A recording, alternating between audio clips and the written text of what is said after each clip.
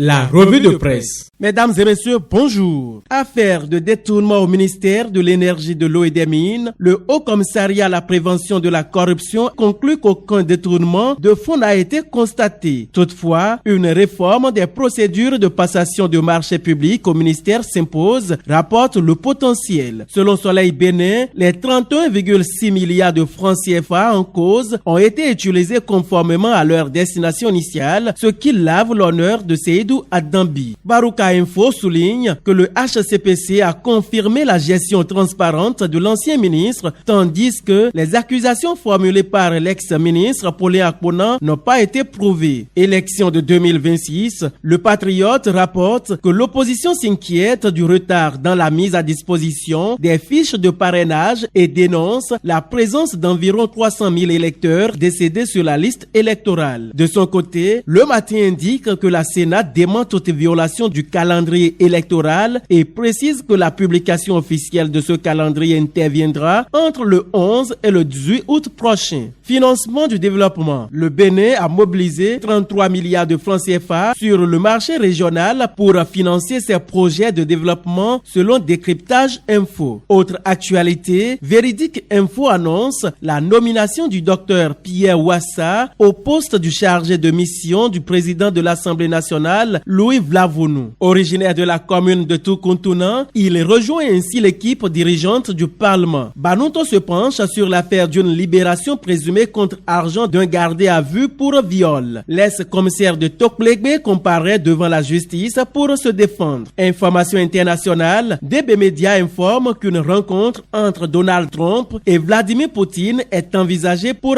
une réunion bilatérale. Le potentiel précise que dans le contexte de la guerre en Ukraine, Poutine a proposé à Trump de se rencontrer aux Émirats arabes unis. Selon la Pêche du Nord, la décision du Sénégal et de la Turquie de porter leurs échanges commerciaux à $1 milliard renforce l'axe Dakar-Ankara alors qu'Ousmane Sonko effectue une visite officielle en Turquie. Le sport pour terminer, Légende Média rapporte que les jeunes athlètes béninois ont été honorés par le gouvernement après leur performance remarquable aux Jeux scolaires africains Algérie 2025. Et voilà qui boucle la revue de presse de ce vendredi 8 août 2025. Merci de nous avoir suivis. On se retrouve demain pour un nouveau rendez-vous. D'ici là, portez-vous bien en restant connecté à DB Media.